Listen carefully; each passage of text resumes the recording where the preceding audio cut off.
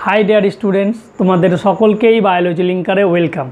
चलो आज के आमरा आलोचना करब तुम्हारे class 12 biology chapter principles of inheritance and variations अर्थात वंशगति एवं प्रकरणेर पार्ट 3 एक संकर जनन।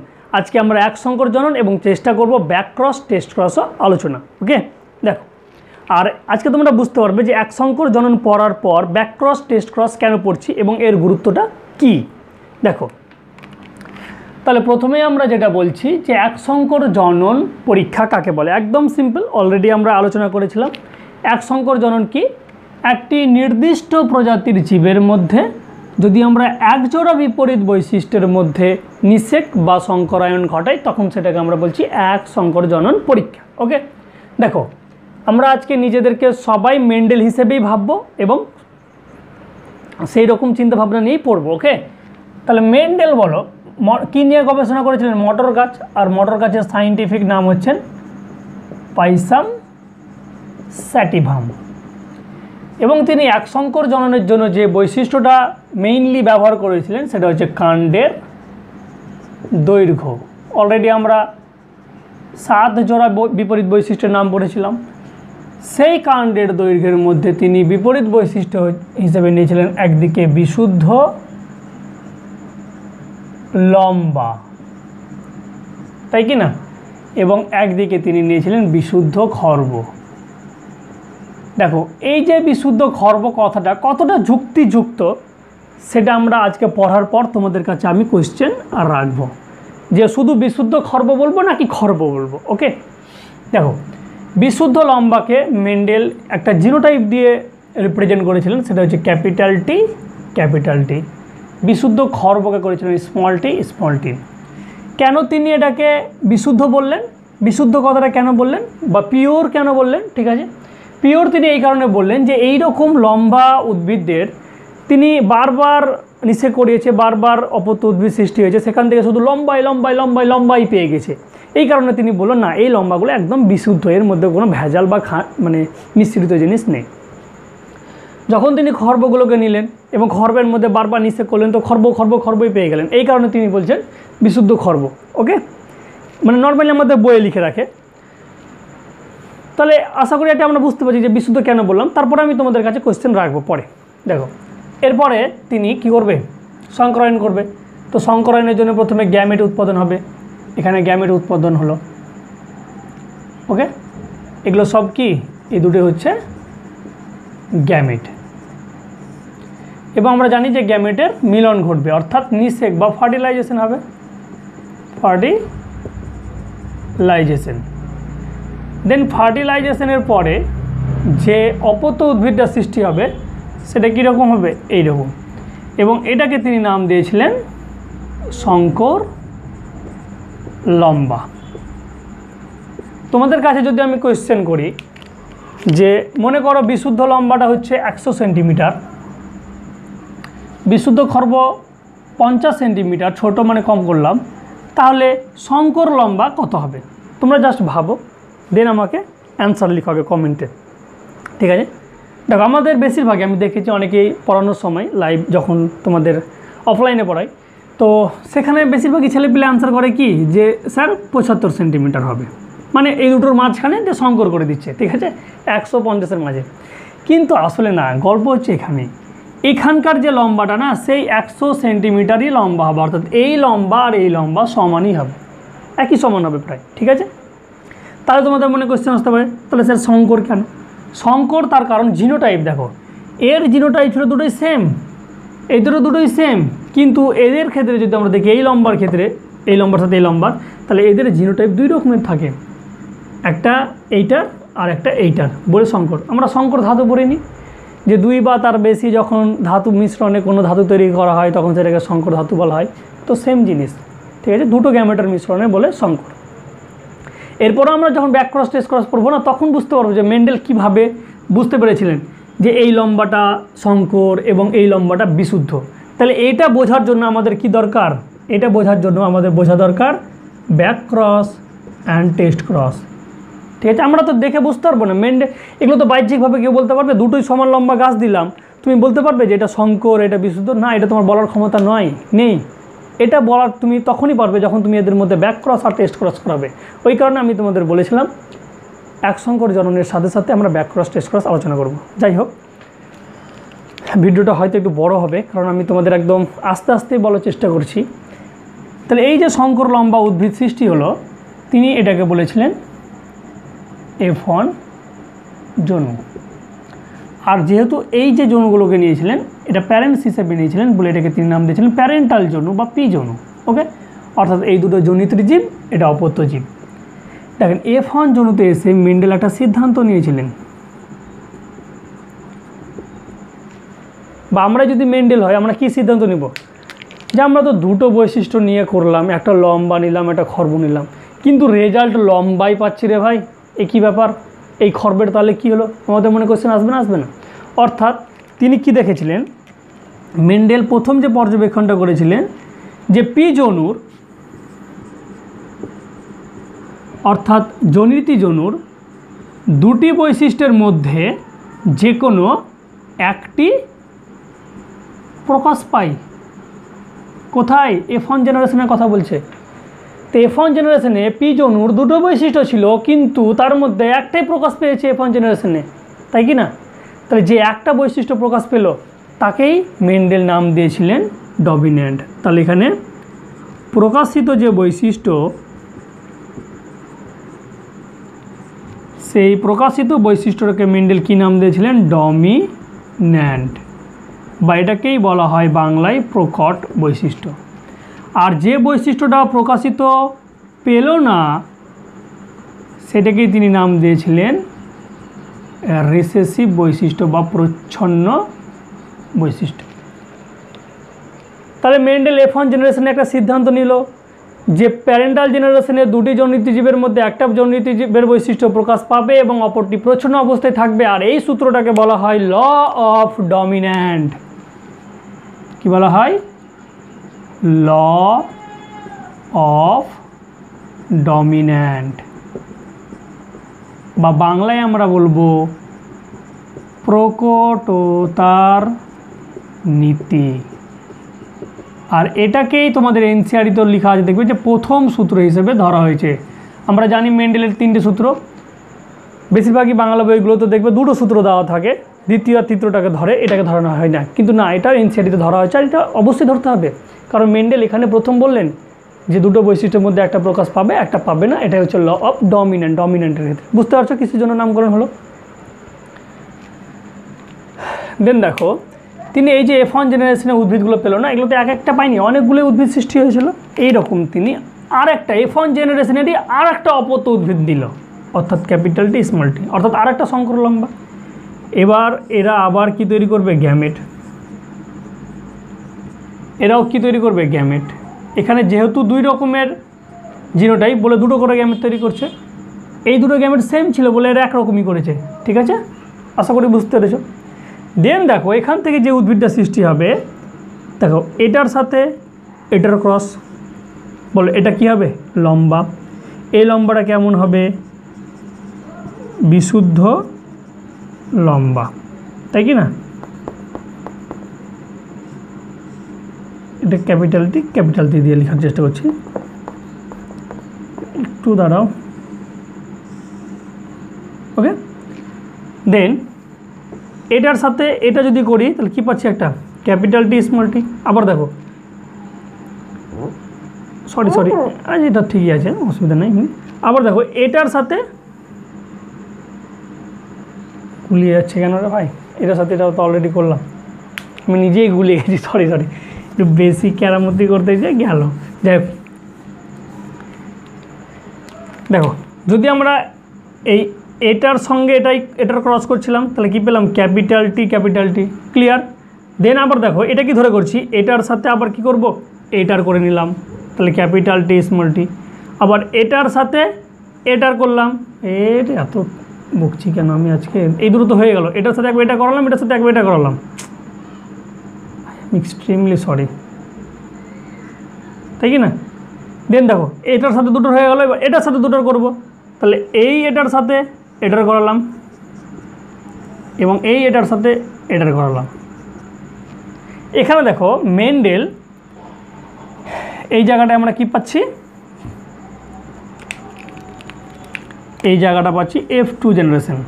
F2 কেন বললাম, তার কারণ এখানে দ্বিতীয়বার নিষেক হলো। এখানে যেমন ফার্টিলাইজেশন প্রথমবার করিয়েছিলাম, এটা দ্বিতীয়বার ফার্টিলাইজেশন করালাম, ওই কারণে F2 জেনারেশন বলছি। মেন্ডেল F2 জেনারেশনে এসে কি সিদ্ধান্ত নিল, আবার আমাদের বুঝতে হবে। F2 জেনারেশনে দেখো মেন্ডেল এটা দেখলো যে প্যারেন্টাল জেনারেশনের না, প্যারেন্টাল জেনারেশনের উভয় বৈশিষ্ট্যই প্রকাশিত পাচ্ছে, অর্থাৎ লম্বা বৈশিষ্ট্য প্রকাশিত পাচ্ছে, বেটে বৈশিষ্ট্য প্রকাশিত পাচ্ছে। তা দেখো এগুলোর মধ্যে যদি আমরা লিখি, এটা কি, এটা হচ্ছে বিশুদ্ধ লম্বা, এটা হচ্ছে সংকর লম্বা, এবং এটা হচ্ছে বিশুদ্ধ খড়ম, তাই কি না? তাহলে মেন্ডেল প্রথম যে সিদ্ধান্তটা নিল, কি সিদ্ধান্ত নিল, যে পি জনুর উভয় বৈশিষ্ট্যই প্রকাশ পায়। কোথায়? F2 জেনারেশনে, F1-এ নয় কিন্তু। এক নাম্বার, মেন্ডেল তো অবাক যে এখানে প্রকাশ পেল না, এখানে কিভাবে প্রকাশ পেল। 2 নম্বর তিনি দেখলেন কি, যে পি জনুর একটি বৈশিষ্ট্য সংখ্যায় বেশি না। প্রকট বৈশিষ্ট্য কটা দেখতে পেয়েছে? প্রকট 3টেই বৈশিষ্ট্য দেখতে পাচ্ছে বাহ্যিকভাবে, যেটাকে বলছি ফিনোটাইপ, 3টেই লম্বা দেখতে পাচ্ছে এবং একটা প্রচ্ছন্ন, তাহলে পি জনুর একটা বৈশিষ্ট্য বেশি। ওকে, আর এই যে উভয় জনুই প্রকাশ পেয়ে না, এখান থেকেই মেন্ডেল একটা সূত্র দিয়েছিল, সেটা হচ্ছে ল অফ সেগ্রিগেশন, বা বাংলায় আমরা যেটাকে বলি পৃথকীভবনের সূত্র। এই সূত্রটা হচ্ছে 2 নম্বর সূত্র মেন্ডেলের। ল অফ সেগ্রিগেশন মানে কি, দেখো এখানে আমাদের মনে হয়েছিল যে দুটো বৈশিষ্ট্য হয়তো মিশে গেছিলো বলে শুধুমাত্র লম্বা বৈশিষ্ট্য প্রকাশ পেল, কিন্তু না, এটা যখন আবার F2 জেনারেশনে আসছে তখন সব বৈশিষ্ট্যগুলো আলাদা আলাদা হয়ে যাচ্ছে, হলো না? লম্বাগুলো আবার খর্বগুলো আলাদা হলো, অর্থাৎ এরা পৃথক হয়ে গেল, সেগ্রিগেট করা হলো। তাহলে গ্যামেট গঠনকালে মেন্ডেল এটাই বলেছিলেন, এখানে গ্যামেট গঠনকালে এই যে বৈশিষ্ট্যগুলো তৈরি হয়েছিল, গ্যামেট গঠনকালে এরা আবার কী হয়ে গেছে, পৃথক হয়ে গেছে। দেখো আলাদা আলাদা হয়ে গেছে। এই আলাদা আলাদা হয়ে যাওয়াটাকে আমরা বলছি সেগ্রিগেশন। যদি মিশে যেত, এই দুটো যদি মিশে যেত, অর্থাৎ চাল আর ডাল মিশে যদি খিচুড়ি তৈরি করে নিতাম, তাহলে পরবর্তীকালে কি আমরা আবার খিচুড়ি থেকে চাল আর ডাল আলাদা করতে পারতাম না। না, চাল আর ডাল মিলে কিন্তু খিচুড়ি হয়নি, ব্যাপারটা চাল থেকে গেছে, ডালই থেকে গেছে। এটা F2 জেনারেশনে প্রকাশ পেল, অর্থাৎ তারা পৃথক হয়ে গেল। এটা কি বলছি, ল অফ সেগ্রিগেশন বা পৃথকীভবনের সূত্র। দুটো সূত্র আশা করি তোমরা মিল করতে পারলে। তাহলে F1 জেনারেশনে এসে মেন্ডেল কোন সূত্র দিয়েছিলেন? First, law of dominant. F2 জেনারেশনের ক্ষেত্রে ল অফ সেগ্রিগেশন। যখন আমরা দ্বিসংকর জনন পড়ব তখন আরেকটা সূত্র পাবো, সেটা হচ্ছে ল অফ ইন্ডিপেন্ডেন্ট অ্যাসর্টমেন্ট, বা কি বলে সেটাকে, স্বাধীন সঞ্চরণের সূত্র। সেটা আমরা কিন্তু এই টপিকে পাবো না, সেটা আমরা পাবো দ্বিসংকর জননের ক্ষেত্রে। তাহলে এক সংকর জননের ক্ষেত্রে মেন্ডেল দুটো সূত্র আবিষ্কার করেছিলেন এবং দ্বিসংকর জননে একটা, মোট 3টি সূত্র। ক্লিয়ার? দেখো মেন্ডেল এগুলোর জন্য তিনি দুটো বৈশিষ্ট্য ব্যবহার করেছিলেন। এক নম্বর হচ্ছে ফিনোটাইপ বৈশিষ্ট্য। ফিনোটাইপ বৈশিষ্ট্য মানে কি বলতো, যে বৈশিষ্ট্যগুলো আমরা বাইরে থেকে অর্থাৎ বাহ্যিকভাবে দেখে চিনতে পারবো বা বুঝতে পারবো। এবং আরেকটা হচ্ছে জিনোটাইপ বৈশিষ্ট্য, যেটাকে অভ্যন্তরীণ বা জিনগত আমরা বলতে পারি, জিনগত বৈশিষ্ট্য। আর জিনগত বৈশিষ্ট্য আমরা চিনতে পারি, দেখো আমরা যখন যে কোনো মানুষকে অবজার্ভ করি না, তখন তার বাইরের ক্যারেক্টার্স দেখে অবজার্ভ করি। আমি যদি তোমার সঙ্গে ভালো ব্যবহার করি, ভালো আচরণ দেখাই, মিষ্টি কথা বলি, তোমার কি মনে হবে? মানুষটা ভালো, মানুষটা মিষ্টি কথা বলতে জানে, তাই কি না? কিন্তু সেই মানুষ আমি যদি আমার ভেতরে এইরকম মনোভাব নিয়ে করি যে এর সাথে আমি জাস্ট একে বোকা বানানোর জন্য আমি এর সঙ্গে ভালো কথা বলছি, ভালোভাবে মিশছি, তাহলে কি তুমি আমার ভেতরটা বুঝতে পারবে? অবশ্যই বুঝতে পারবে না। অর্থাৎ কোনো জিনিসের জিনোটাইপ কিন্তু আমাদের বোঝা অতটা সহজ নয়।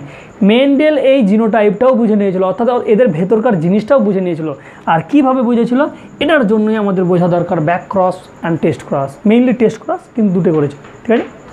যাই হোক, জিনোটাইপ বা জিনগত বৈশিষ্ট্য, এখানে যদি আমরা ফিনোটাইপ বৈশিষ্ট্য দেখি তাহলে ফিনোটাইপ বৈশিষ্ট্য কি আমরা কি দেখতে পাচ্ছি? এরকম বলবো কি যে একটা বিশুদ্ধ লম্বা, দুটো সংকর লম্বা? না, তিনটেই তো লম্বা দেখতে পাচ্ছি বলে বলছি 3:1। একটা খর্ব দেখতে পাচ্ছি বলে 1, 3:1। কিন্তু জিনগতভাবে যদি দেখি তখন কি দেখতে পাবো? একটা বিশুদ্ধ লম্বা, দুটো সংকর লম্বা এবং একটা খর্ব বলে বলছি 1:2:1। ওকে, আশা করি তোমাদের কাছে এটা ক্লিয়ার হয়েছে। F1 generation, F2 generation, law of dominant, law of segregation কীভাবে হলো না হলো ইজিলি এখন আশা করি তোমাদের কাছে জলের মতো ক্লিয়ার, ঠিক আছে।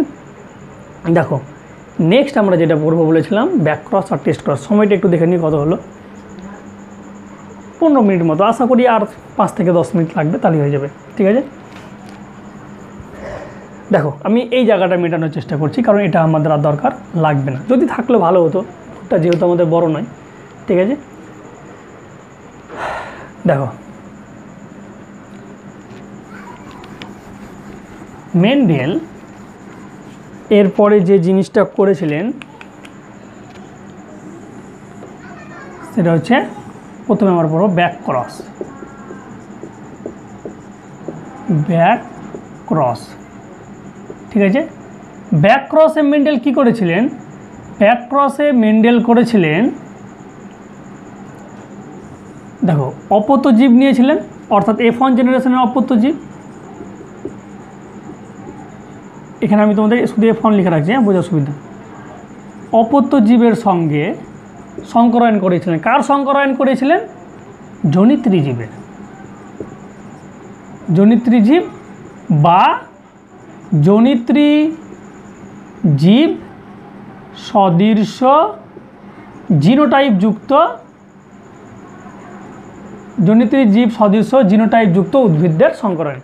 ব্যাক ক্রস কাকে বলবো? সিম্পল, ব্যাক ক্রস হচ্ছে অপত্য জীবের সঙ্গে জনিত্রী জীব বা জনিত্রী জীব সদৃশ জিনোটাইপ যুক্ত, অর্থাৎ জনিত্রী জীবের জিনোটাইপ যেমন হবে, এইটা একটা জিনোটাইপ, এই জিনোটাইপের সঙ্গে সংকরায়ন। ওকে, জনিত্রী জীব সদৃশ জিনোটাইপ যুক্ত, অর্থাৎ অন্য জিনোটাইপ নিলে কিন্তু হবে না, সেম জিনোটাইপ নিতে হবে, হয় এটা নাহলে এটা।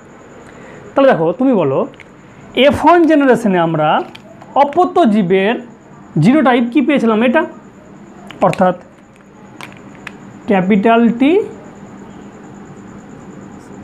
আর স্মল টি। আর জনিত্রী জীব দেখো, জনিত্রী জীব দুই রকমের পাইনি, একটা প্রকট বৈশিষ্ট্যযুক্ত, প্রকট বৈশিষ্ট্যযুক্ত, প্রকট বৈশিষ্ট্যযুক্ত কী ছিল? ক্যাপিটাল টি এই যে বিশুদ্ধ লম্বা, এবং আরেকটা পেয়েছিলাম কি? প্রচ্ছন্ন বৈশিষ্ট্যযুক্ত।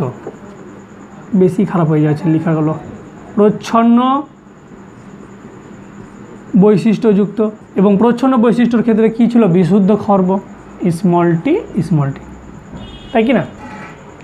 তাহলে মেন্ডেল অপত্য জীবের সঙ্গে প্রকট বৈশিষ্ট্য আর প্রচ্ছন্ন বৈশিষ্ট্য যখন দুটোরই প্রকাশ ঘটা, মানে নিষেধ করাচ্ছে, তখন সেটাকে আমরা বলছি ব্যাক ক্রস, তাই তো? তাহলে ব্যাক ক্রস আশা করি ক্লিয়ার। ব্যাক ক্রস আমরা করাচ্ছি, বলো এখানে কত রকমের গ্যামেট উৎপন্ন হবে? এখানে তোমরা বলবে স্যার 2 রকমের, তাই কি না? এখানে কত রকমের? তোমরা বলবে স্যার 1 রকমের। এখান থেকে এই উদ্ভিদ যেটা সৃষ্টি হবে কী হবে? ক্যাপিটাল টি, আর কি হবে না? আর এখান থেকে এই উদ্ভিদ যেটা সৃষ্টি হবে তোমরা কি বলবে? Capital T, small tea. তুমি বলো যখন ব্যাক ক্রসের ক্ষেত্রে অপত্য জীবের সঙ্গে প্রকট বৈশিষ্ট্যযুক্ত জীবের সংকরায়ন ঘটিয়েছিলাম, তখন মেন্ডেল কি দেখতে পেয়েছিল? দুটোই লম্বা। এরকম কি দেখতে পাবে যে একটা বিশুদ্ধ লম্বা, একটা সংকর লম্বা? না, মেন্ডেল এটাই দেখলো যে দুটোই লম্বা, ঠিক আছে? দুটোই কি দেখতে পেয়েছিলেন? লম্বা দেখতে পেয়েছিলেন। আচ্ছা, এইটাও মিটিয়ে নিচ্ছি, কারণ গল্পটা আরেকটু তাহলে আমাদের জমবে, ঠিক আছে? এটা তো আশা করি 10-এর জিনিস তোমাদের কাছে খুব ইজি। এবার দেখো এই অপত্য জীবের সঙ্গে যখন প্রকট বৈশিষ্ট্য সংকরায়ন হলো, এটা তো ব্যাক ক্রসেরই একটা অংশ, তখন তিনি ফিনোটাইপ রেশিও কি পেলেন? ফিনোটাইপ রেশিও তিনি পেলেন 2:0, অর্থাৎ দুটোই লম্বা। ঠিক আছে, এবার দেখো জিনোটাইপের গল্প আমি পরে আসছি। জিনোটাইপ রেশিও এখান থেকে তো আমরা দেখে বুঝতে পারছি যেটা হচ্ছে 1:1 জিনোটাইপ। ঠিক আছে, কিন্তু ব্যাপারটা এরকম না। মেন্ডেল এখনও বুঝতে পারছে না যে এদের মধ্যে কে খাঁটি লম্বা অর্থাৎ বিশুদ্ধ লম্বা আর কে সংকর লম্বা। এটা তো মেন্ডেল তখনও বুঝতে পারছে না। মেন্ডেল তো আর তোমার টি ক্যাপিটাল টি এরকম তো গ্যামেট দেখতে পাবে না, বা আমরাও দেখতে পাবো না। বাইরে থেকে তুমি বলো, এটা বলতে পারবে যে দুটোই লম্বা গাছ দিয়েছি, সেম একই কোয়েশ্চেন, যে এটা স্যার ক্যাপিটাল টি লম্বা, এটা ক্যাপিটাল টি স্মল টি লম্বা, বলতে পারবে? দুটোই বলবে কি লম্বা। তাহলে মেন্ডেল ফিনোটাইপ বৈশিষ্ট্যই দিয়েছিল। ফিনোটাইপটার গল্প আমি পরে আসছি। মেন্ডেল তাহলে ব্যাকক্রস হিসেবে একটা অংশ করলো। মেন্ডেল এখানেও কনফিউজ যে F1 জেনারেশনের সঙ্গে প্রকট বৈশিষ্ট্য করলাম, দুটোই লম্বা পেলাম। তো আরেকবার মেন্ডেল ভাবলো যে আবার এই অপত্য জীব অর্থাৎ F1 জেনারেশনের সঙ্গে এবার বিশুদ্ধ খর্বের আমরা সংকরায়ন করি। তাহলে করি, তাহলে এটার সঙ্গে কার করছে? অপত্য জীব। তাহলে অপত্য জীবের আমরা জিনোটাইপ এটা লিখেছিলাম, তাই কি না? তাহলে এরা কয় রকমের গ্যামেট উৎপাদন করবে? 2 রকমের, ক্যাপিটাল টি স্মল টি। এরা কয় রকমের গ্যামেট উৎপাদন করবে? 1 রকমের। দেন এটার সাথে এটার সংকরায়ন কী হলো? Capital T small tea. আর এটার সাথে এটার সংকরায়ন কী পেলাম? Small tea. মেন্ডেল এখানে খেল খতম। এবার বুঝে গেছি এই যে F1 জেনারেশনে যেটা তৈরি হয়েছিল এ কিন্তু বেটা ভেজাল আছে। ভেজাল যদি না থাকে, যখন এর সঙ্গে করছি প্রকটের সঙ্গে তখন লম্বাই দেখাচ্ছে, কিন্তু যখন প্রচ্ছন্নের সঙ্গে করছি তখন কি দেখাচ্ছে? একটা লম্বা একটা বেটে। তাহলে ফিনোটাইপ রেশিও প্রকটের সঙ্গে এটা, কিন্তু যখন এটার সাথে করছি তখন কীরকম ফিনোটাইপ রেশিও পাচ্ছি? একসাথে লিখে দিচ্ছি, ঠিক আছে? তখন পাচ্ছি আমরা ফিনোটাইপ রেশিও 1:1 এবং জিনোটাইপ রেশিও কী পাচ্ছি? 1:1। যদিও জিনোটাইপটা আগে বলা উচিত নয়, তোমাদের কনফিউজ হয়ে যাবে। তাহলে বলো মেন্ডেল ফিনোটাইপিক রেশিও কখন দেখতে পেল 1:1? যখন অপত্য জীবের সঙ্গে, এটা তো অপত্য জীব, এই অপত্য জীবের সঙ্গে জনিত্রী জীবের প্রচ্ছন্নের বৈশিষ্ট্য করলো, আর এটাকেই তখন বলা হচ্ছে টেস্ট ক্রস। এই কারণে একটা কথা বলা হয়, ওয়াল টেস্ট ক্রস আর back cross but not vice versa লিখে দিলাম, বা লিখে দিই, but not all back cross আর টেস্ট ক্রস। মানে দেখো ব্যাক ক্রস তো দুটো ছিল, অপত্য জীবের সঙ্গে প্রকট বৈশিষ্ট্য সংকরায়ন এবং প্রচ্ছন্ন বৈশিষ্ট্য সংকরায়ন, দুটোই কিন্তু ব্যাক ক্রস। কিন্তু এই ব্যাক ক্রসের মধ্যে যখন অপত্য জীবের সঙ্গে প্রচ্ছন্ন বৈশিষ্ট্য সংকরায়ন করছি তখন সেটাকে স্পেশালি আমরা বলছি কি? Test cross. তাহলে এটাই শুধু টেস্ট ক্রস। তাহলে ব্যাক ক্রসের মধ্যে টেস্ট ক্রস রয়েছে, কিন্তু টেস্ট ক্রসের মধ্যে কি ব্যাক ক্রস রয়েছে? এটাকে কি আমরা টেস্ট ক্রস বলতে পারবো না? আবার আমাদের কোয়েশ্চেন হতে পারে যে এটাকেই আমরা টেস্ট ক্রস কেন নাম দিলাম? টেস্ট মানে কি বলতো? টেস্ট করছি। কি টেস্ট করছি? টেস্ট করছি কিন্তু এই জিনিসটাকে, এই যে F1 জেনারেশনে উৎপন্ন হয়েছিল, এই যে লম্বা উৎপন্ন হয়েছিল, এই লম্বাটা এই লম্বার মতন একই কি না, অর্থাৎ বিশুদ্ধ লম্বা কি না, অর্থাৎ এর মধ্যে কিন্তু ভেজাল রয়েছে। ওই কারণে এটাকে আমরা বলেছি শঙ্কর লম্বা। সেই শঙ্কর লম্বা কথাটা কখন বলতে পারছি? যখন এর সঙ্গে আমরা বিশুদ্ধ খর্বের সংকরায়ন করছি তখন। তার কারণ কি? তখনই তো প্রকাশ পাচ্ছে এটা।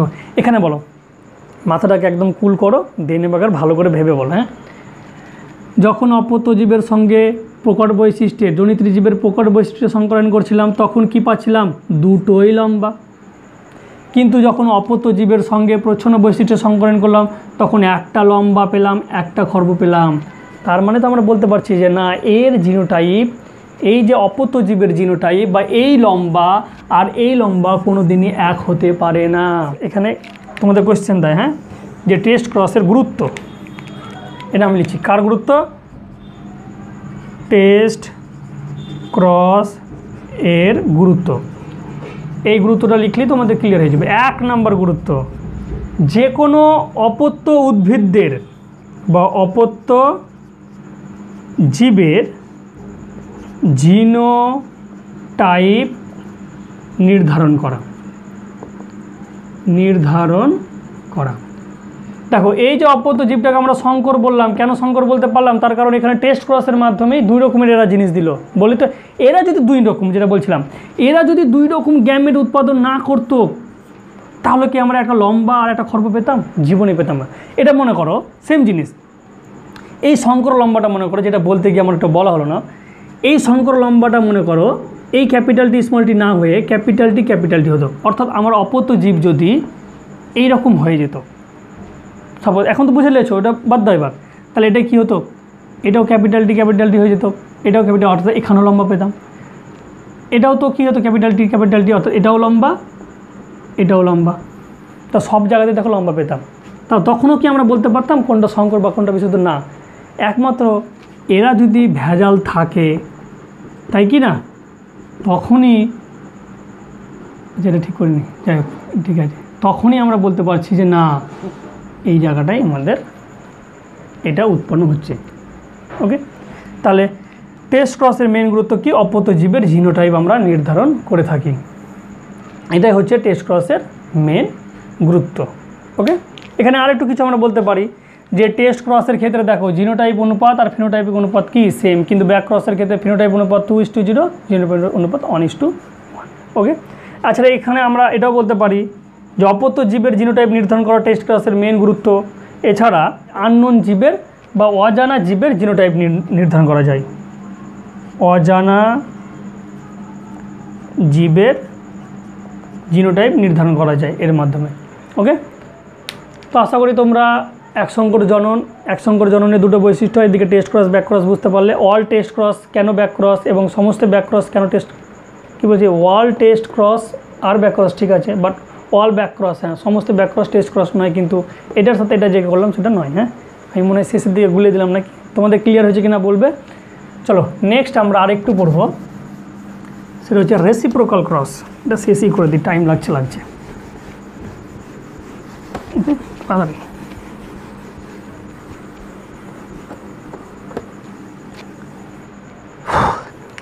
দেখো রেসিপ্রোকাল ক্রস খুব ইজি। রেসিপ্রোকাল ক্রসের ক্ষেত্রে মনে করো আমরা তো জনিত্রী জীব নিচ্ছি, তাই কি না? আচ্ছা, জনিত্রী জীব নিচ্ছি,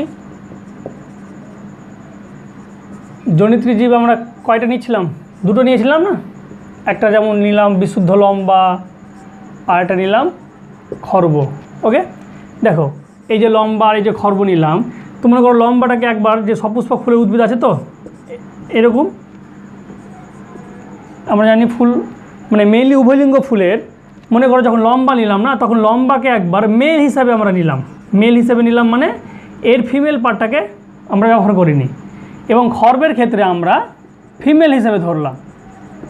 তো এইরকমভাবে একবার ক্রস করালাম, ফিমেল ধরলাম মানে কি এই পার্টটাকে নিলাম, এবং পরবর্তীকালে যখন করছি সেম একই উদ্ভিদদের, তখন এইটাকে ব্যবহার করছি ফিমেল হিসাবে এবং এটাকে ব্যবহার করছি মেল হিসাবে। তো এটাকে এখন কি ব্যবহার করছি?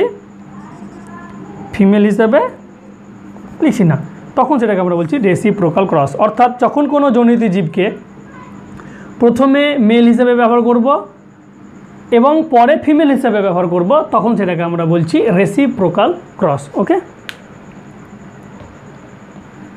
আশা করি এটা বুঝতে পেরেছি, ইজি। আর তোমাদের কাছে যে একটা কোয়েশ্চেন লিখেছিলাম যে বিশুদ্ধ খর্বকে কি খর্ব বলবো, দেখো তাহলে বিশুদ্ধ লম্বা আমরা এরকম পেতে পারি, সংকর লম্বা এরকম পেলাম, আর খর্ব এরকম পেলাম। আচ্ছা বলো, খর্ব কি এখানে ঝামেলা শুরু করছে? খর্ব কি, এই যে আমরা বলছি বিশুদ্ধ খর্ব যখন বলছি, তার মানে আমাদের মনে কোয়েশ্চেন আসতে পারে না, বিশুদ্ধ খর্ব মানে কি সংকর খর্বও কি আছে? যেমন বিশুদ্ধ লম্বা যেমন বলছি, কেন বিশুদ্ধ লম্বা বলছি? তার কারণ সংকর লম্বার এক্সিস্টেন্স বা অস্তিত্ব রয়েছে, কিন্তু বিশুদ্ধ খর্ব আমরা পেলাম, কিন্তু এরকমভাবে সংকর খর্বকে কোথাও পেয়েছি? বা এদের কি জিনোটাইপ হবে? সংকর খর্বর কোনো জিনোটাইপ হবে? দেখো হবে না, বুঝতে পারছো না? মনে করো আমি তোমাদের বাড়ি গেলাম, তোমাদের বাড়ি গিয়ে প্লেটে করে তুমি আমাকে চা দিয়েছো, বিস্কিট দিয়েছো, খেতে দিয়েছো, ঠিক আছে, দিয়ে আমি বলছি যে আমি চাটা খাবো রে, তা তোমার কী মনে হবে যে স্যার বিস্কিটটা খাবে না, বুঝতে পারছো? অর্থাৎ আমি এটা খাবো না, অপশান আছে। কিন্তু আমি তোমাদের বাড়ি আবার গেছি, এবার তোমরা কী করেছো, শুধুমাত্র চাই দিয়েছো। কারণ তোমার মনে হয় যে স্যার বিস্কিট খায় না বলে কিছু দাওনি, শুধু চাই দিয়েছো, আর কিচ্ছু দাওনি। কিন্তু আমি বলছি আমি শুধু চাটাই খাবো রে, তোমাদের মনে কী কোয়েশ্চেন হবে, স্যার পাগল নাকি, স্যারকে তো চাই দিয়েছি, আর তো কিছু দিইনি, স্যারকে আমাদেরকে অপমান করছে আবার নাকি, এরকম হবে না? অর্থাৎ যখন অপশান আমার একটাই অপশান, অর্থাৎ খর্ব তো খর্ব ভাই, খর্বের মধ্যে বিশুদ্ধ খর্ব কি, শঙ্কর খর্ব কি আবার, তাই কি না? এটাই আমার কাছে কোয়েশ্চেন যে কেন আমরা এটাকে শঙ্কর খর্ব বলবো, সরি বিশুদ্ধ খর্ব বলবো, শুধু খর্ব বলবো, কারণ এই তো দুজন মিলে নাই। ক্লিয়ার? যাই হোক, লাস্ট যেটা হচ্ছে আমরা মেন্ডেলের এক সংকর জননের ওভারঅল সিদ্ধান্ত। তাহলে মেন্ডেল তো এক সংকর জনন করলো, এই এক সংকর জননের মেন্ডেলের ওভারঅল সিদ্ধান্ত। ওকে, কি সিদ্ধান্ত? দেখো, মেন্ডেল বলেছিল পি জনুর অর্থাৎ প্যারেন্টাল জনুর কিছু একটা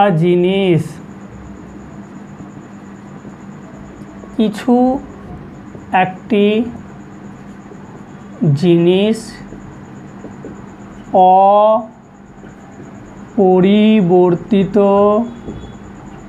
অপরিবর্তিতভাবে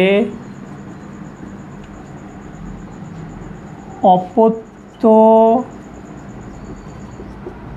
জীবে, তাহলে দেখো পি জনুর কিছু একটা জিনিস অপরিবর্তিতভাবে সঞ্চারিত হয়, কার মধ্যে সঞ্চারিত হয়? অপত্য জীবে সঞ্চারিত হয়, কিছু একটা জিনিস বলেছিলেন, ঠিক আছে? এবং মেন্ডেল এই কিছু একটা জিনিসের নাম দিয়েছিলেন সেই সময় ফ্যাক্টর। এই জিনিসগুলোর নাম কি দিয়েছিলেন? ফ্যাক্টর। তিনি মানে মেন্ডেল এই জিনিসটার নাম 1865 খ্রিস্টাব্দে বলেছিলেন ফ্যাক্টর। ওকে, এবং তিনি এগুলোর বৈশিষ্ট্য বলেছিলেন, অর্থাৎ ফ্যাক্টরগুলোর বৈশিষ্ট্য। 1 নম্বর বৈশিষ্ট্য কি বলেছিলেন? যে ফ্যাক্টরগুলি অকার্স ইন পেয়ার, অর্থাৎ জোড়ায় জোড়ায় উৎপন্ন হয়। 2 নম্বর বলেছিলেন ফ্যাক্টরসগুলি গ্যামেট গঠনকালে পৃথক হয়ে যায়, তাই না? ল অফ সেগ্রিগেশন, পৃথক হয়ে যায়। 3 নম্বর বলেছিলেন ফ্যাক্টরগুলি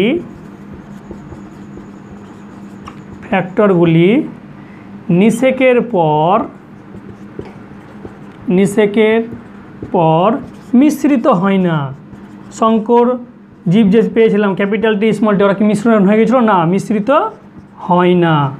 এবং 4 নম্বর বলেছিলেন ফ্যাক্টরগুলি হলো ইউনিট অফ ইনহেরিটেন্স।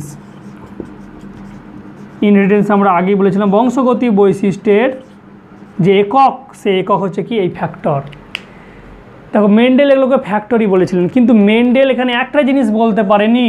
কি বলতে পারেনি? মেন্ডেল এটা বলতে পারেনি ফ্যাক্টরগুলো কি, কোথায়। আচ্ছা, ফ্যাক্টরগুলো কি তো এরকম বৈশিষ্ট্য বলেছিল, কিন্তু মেন্ডেল এটা বলতে পারেনি যে ফ্যাক্টরগুলো কোথায় উপস্থিত, এইটা তিনি বলতে পারেননি। এবং কিভাবে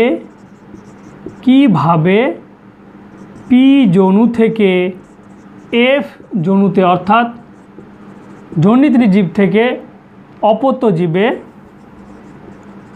সঞ্চারিত হয়, তিনি এই ব্যাখ্যাটা দিতে পারেননি। এই ব্যাখ্যাটা দিতে পারেননি বলেই মেন্ডেলের কাজকে সেই সমসাময়িক বিজ্ঞানীগুলো প্রাধান্য দেয়নি। তাহলে ওই বিজ্ঞানীগুলোকে দোষ দেওয়া যায়নি, 1 নম্বর কারণ। 2 নম্বর কারণ কি বলতো? মেন্ডেলের কাজ প্রাধান্য না হওয়ার কারণ তো আমরা আলোচনা করে নিচ্ছি, যে সেই সময় মেন্ডেল প্রথম বায়োলজিতে ম্যাথের ব্যবহার করেছিল, এই যে 1:1, 2:1, এই কারণে অনেক সায়েন্টিস্টই বুঝতে পারেনি। তো এগুলো ছিল মেন কারণ যে মেন্ডেলের কাজ সমর্থিত না হওয়ার। নেক্সট আরও যেটা ইম্পর্টেন্ট, সেই সময় অনেক কিছুই আবিষ্কৃত হয়নি। 1 নম্বর যেমন ক্রোমোজোমই আবিষ্কৃত হয়নি। তাই এখানে একটু গল্পটা শোনো, তো এর মনে হয়ে যাবে। তাহলে 1865 খ্রিস্টাব্দে মেন্ডেল ফ্যাক্টর বললেন। 1800 এই যারা খুব ইম্পর্টেন্ট, হ্যাঁ, 1882 খ্রিস্টাব্দে ফ্লেমিং ক্রোমোজোম আবিষ্কার করলেন। ক্রোমোজোম আবিষ্কার প্রথম তিনি বললেন ইউক্যারিওটিক জীবের নিউক্লিয়াসের মধ্যে কিছু আছে দড়ির মতন গঠন ক্রোমোজোম। এবং 1888 খ্রিস্টাব্দে বিজ্ঞানী ওয়াল্ডেয়ার ক্রোমোজোমের নামকরণ করেছিলেন। নামকরণ করেছিলেন কিন্তু ওয়াল্ডেয়ার, আর আবিষ্কার করেছিলেন ফ্লেমিং। ঠিক আছে, নেক্সট খুবই ইম্পর্টেন্ট, 1902 এবং 3 সালে বিজ্ঞানী সাটন অ্যান্ড বোভেরি, খুবই ইম্পর্টেন্ট, বিজ্ঞানী সাটন আর বোভেরি বলেছিল এই যে ফ্যাক্টর, মেন্ডেল যে ফ্যাক্টরের কথা বলেছে, এই ফ্যাক্টরগুলি ক্রোমোজোমে উপস্থিত। খুবই ইম্পর্টেন্ট কথা, তাই না?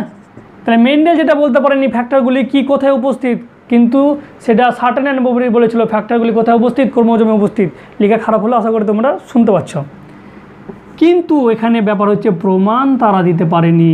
ফ্যাক্টরগুলো যে ক্রোমোজোমে উপস্থিত সেটা মুখে বললে হবে, প্রমাণ লাগবে তো। আর এই প্রমাণের কাজটা দিয়েছিল 1910 খ্রিস্টাব্দে বিজ্ঞানী কে দিয়েছিলেন, বিজ্ঞানী মানে ড্রসোফিলা নিয়ে যেটা করেছিল, এত ইম্পর্টেন্ট নাম ভুলে গেলে কী করা হবে, মর্গ্যান, টি.এইচ. মর্গ্যান, তাই কি না? বিজ্ঞানী মর্গ্যান প্রথম কি করেছিল, যে এই ফ্যাক্টরগুলি ক্রোমোজোমে যে উপস্থিত তার প্রমাণ দিয়েছিল। ওকে, এবং তিনি এই ফ্যাক্টরগুলি, এই মর্গ্যানই ফ্যাক্টরকে তিনি পরবর্তীকালে নাম দিয়েছিলেন জিন। তাহলে আজকের যে আমরা জিন করি, জীবের বংশগতের সব কিছু ধারক আর বাহক হচ্ছে জিন, সেই জিন আসলে কি মেন্ডেল একে বলেছিল ফ্যাক্টর। কিন্তু মেন্ডেলের ফ্যাক্টর কোথায় উপস্থিত, কীভাবে সঞ্চিত হয় বলতে পারেনি, যেটা পরবর্তীকালে এরা বলেছিল। এবং আমরা জানি যে রেপ্লিকেশনের মাধ্যমে গ্যামেট গঠনকালে এগুলো সঞ্চালিত হয়, এই কারণে মেন্ডেলের কাজটা প্রাধান্য পায়নি। আরেকটা তোমাদের কোশ্চেন তাই যে মেন্ডেল মটর গাছ কেন নির্বাচন করেছিল, আমি জাস্ট মুখে বলে দিচ্ছি। দেখো, মটর গাছের বৈশিষ্ট্যগুলো বাইরে থেকে আমরা দেখে বুঝতে পারছি, এটা লম্বা, এটা ছোট, এর ফুলটা বেগুনি, এর ফুলটা সাদা। 1 নম্বর, বাইরে থেকে বৈশিষ্ট্যগুলো বোঝা যায়। 2 নম্বর, মটর গাছগুলিকে কম সময়ের মধ্যে অনেক বেশি আমরা অপত্য উদ্ভিদ সৃষ্টি করতে পারি, 3 মাস 4 মাসের মধ্যে মটর গাছ বড় হয়ে যায়। ঠিক আছে, এই কারণে মটর গাছ তিনি নিয়েছিলেন, এবং এটাই কিন্তু মেন্ডেলের সাফল্য লাভের একটা কারণ ছিল। অন্যান্য জিনিস নিলে ওদের মধ্যে ব্লেন্ডিংয়ের একটা ব্যাপার থাকতো। আচ্ছা, মেন্ডেল আরেকটা জিনিস বলেছিল, যা কি বললো, যে ফ্যাক্টরগুলি নিষেকের পর মিশ্রিত হয় না, তাই কি না? অর্থাৎ মেন্ডেল ব্লেন্ডিংয়ের কথা কিন্তু বলেনি, কিন্তু না, এর ব্যতিক্রম রয়েছে। ব্যতিক্রম যদি আমরা দেখি, ত্বকের বর্ণ, আমাদের দেহের যে বর্ণ রয়েছে না, এখানে কিন্তু অনেকগুলো জিন মিশে তৈরি হয়। তার কারণ দেখবে, যদি মনে করো একটা একদম আফ্রিকান, আমি ওইরকমভাবে বলছি না, বর্ণ বিদ্বেষীভাবে, আফ্রিকার একদম একটা কালো, বিশুদ্ধ কালো মানুষের সঙ্গে ইউরোপের একদম একটা ফর্সা মানুষের বিবাহ দাও, দেন যে উৎপন্ন জীবটা সৃষ্টি হবে না, সেটা দেখবে যে না কালো খুবই, না খুবই ফর্সা, মাঝারি। অর্থাৎ বারাক ওবামাকে যদি দেখো, বারাক ওবামার মা ভীষণ কালো ছিল, বাবা ভীষণ ফর্সা ছিল, হ্যাঁ, আমেরিকার প্রাক্তন প্রেসিডেন্ট, কিন্তু বারাক ওবামা না খুবই কালো, না খুবই ফর্সা, মাঝারি টাইপের আছে। ঠিক আছে, তাহলে ব্লেন্ডিং কিন্তু হয়, কিন্তু মেন্ডেল বলেছিল না, নিষেকের পর মিশ্রিত হয় না, কিন্তু এটা ব্যতিক্রম হিসেবে আমরা পড়ব। এই কারণে মানুষ তখন কিন্তু বুঝতে পারেনি। তো এই ছিল তার ড্রব্যাক, এই ছিল ওভারঅল হিস্ট্রি। তাহলে এক সংকর জননের ক্ষেত্রে অনেক কিছুই কিন্তু গুরুত্ব। এক সংকর জনন পরীক্ষা কি আমরা প্রথম পড়লাম, রিভিশন দিয়ে দিই, হ্যাঁ, একটু। F1 জেনারেশনের ল অফ ডমিনেন্ট পড়লাম, F2 জেনারেশনের ল অফ সেগ্রিগেশন পড়লাম, দেন ব্যাকক্রস দেখলাম। ব্যাকক্রসে অপত্য জনুর সঙ্গে প্রকট এবং প্রচ্ছন্ন উভয় জনুর আমরা সংকরায়ন করছি। ব্যাকক্রসের মধ্যে শুধু টেস্ট ক্রস, অপত্য জনুর সঙ্গে শুধুমাত্র প্রচ্ছন্ন জনুর সংকরায়ন। ঠিক আছে, টেস্ট ক্রসে কী পেলাম, টেস্ট ক্রসে আমরা বলতে পারলাম যে অপত্য জীবটা সংকর না বিশুদ্ধ, এই কারণে এটাকে বলছি টেস্ট ক্রস। দেন আমরা বললাম রেসিপ্রোকাল ক্রস। রেসিপ্রোকাল ক্রস যখন একটা উদ্ভিদকে প্রথমে মেল ধরে এবং অন্য উদ্ভিদকে ফিমেল, জাস্ট আবার অপোজিট করে দিচ্ছি, যেটাকে মেল ধরেছিলাম তাকে ফিমেল করে দিলাম, এবং যাটাকে ফিমেল ধরেছিলাম তাকে মেল করে দিলাম, তাদের মধ্যে আবার সংকরায়ন, এটা হচ্ছে রেসিপ্রোকাল ক্রস। লাস্টে আমরা যেটা বললাম যে এক সংকর জননের পরে মেন্ডেল যে সিদ্ধান্তগুলো নিয়েছিল, অর্থাৎ ফ্যাক্টরের কথা বলেছিলেন, ফ্যাক্টরগুলি জোড়ায় জোড়ায় উৎপন্ন হয়, গ্যামেট গঠনকালে তারা আলাদা হয়ে যায়, নিষেকের পর মিশ্রিত হয় না, এবং ফ্যাক্টরগুলির হচ্ছে ইনহেরিটেন্সের একক। মেন্ডেল এই ফ্যাক্টর নাম দিয়েছেন 1865 খ্রিস্টাব্দে। 1882 সালে ক্রোমোজোম আবিষ্কার হলো, তারপরে ওয়ার্ল্ডে আর ক্রোমোজোমের নামকরণ করলেন। 1902 সালে সার্টেন বোভারি খুবই একটা গুরুত্বপূর্ণ কথা বলে দিল যে ফ্যাক্টরগুলো ক্রোমোজোমে উপস্থিত, কিন্তু প্রমাণ দিতে পারলো না। প্রমাণটা দিলেন বিজ্ঞানী টি.এইচ মর্গ্যান, ড্রসোফিলা মাছি, যেগুলো আমরা পরে পড়বো। তখন এগুলোকে আমরা বলে দিচ্ছি জিন, যেটা আলটিমেটলি দেখো সব কিছুই যে রিলেটেড কে মেন্ডেলই তো শুরুটা করেছিল। এই কারণে বললাম মেন্ডেল আমার ভীষণ ফেভারিট, কিন্তু তিনি জানে যে তিনি একজন ব্যর্থ রিসার্চার ছিলেন। ওকে, আশা করি তোমরা এই ক্লাসটা বুঝতে পারলে। একটু বড় হলো, টেস্ট ক্লাস ব্যাক ক্লাসের জায়গায় একটু হয়তো আমি বেশি ঘেঁটে দিয়েছি, আরও সিম্পলভাবে বলা যেত, কিন্তু আই হোপ তোমাদের কাছে পুরো ক্লিয়ার হয়েছে জিনিসটা। যদি না হয় কমেন্ট করো, আমি আবার তোমাদের বুঝিয়ে দেওয়ার চেষ্টা করব। ওকে, দেখা হবে নেক্সট ক্লাসে। দ্বিশঙ্কুর জনন। চলো, থ্যাংক ইউ, জয় হিন্দ।